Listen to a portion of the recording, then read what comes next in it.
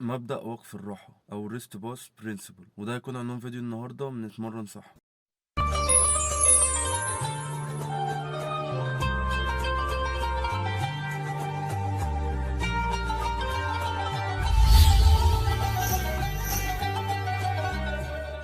مبدأ وقف الراحة ده يا شباب هو نوع من الادفانس تكنيكس، بتطبقه أول ما بتوصل للفشل العضلي. بتسيب البار أو الدمبل لمدة 10 ثواني، وبعد كده بترجع تلعب من عدتين لأربع عدات لحد ما توصل للفشل العضلي تاني. بعد كده بتسيبهم 10 ثواني برضو، وبعد كده بترجع تلعب عدة أو عدتين لحد ما بتوصل للفشل العضلي. يبقى أنت كده خلصت مجموعة، وبتاخد الراحة بتاعتك اللي هي دقيقة ونص أو دقيقتين. إيجابيات النظام ده يا شباب إن هو غير الفورس دريبس أو العدات القصرية، إن أنت بتقدر تتمرن بيه لو أنت بتتمرن لوحدك، لكن العدات القصرية لازم يكون في حد بيتمرن معاك. والايجابيات بتاعته كمان ان هو بيضغط على العضلة وبيحط عليها حمل زيادة عشان تقدر تتطور بشكل اسرع. وبرده التكنيك ده تقدر تطبقه في مجموعة او مجموعتين من التمرين بتاعك عموما. يعني انت ممكن مثلا لو بتلعب دراع تطبقه في شكل او شكلين، لكن ما تطبقوش في كل الاشكال اللي انت بتلعبها او كل الزوايا اللي انت بتلعبها. والنظام ده يا شباب لحد دلوقتي مفيش حاجة اثبتت ان هو ليه سلبيات او ليه اضرار ممكن تحصل. فانت تخليك في الطبيعي ان انت تطبقه في مجموعة او مجموعتين من التمرين بتاعك، اي تمرين، عشان ما تضغطش على نفسك زيادة عن اللزوم. بس كده يا شباب، كل سنة وانتم طيبين.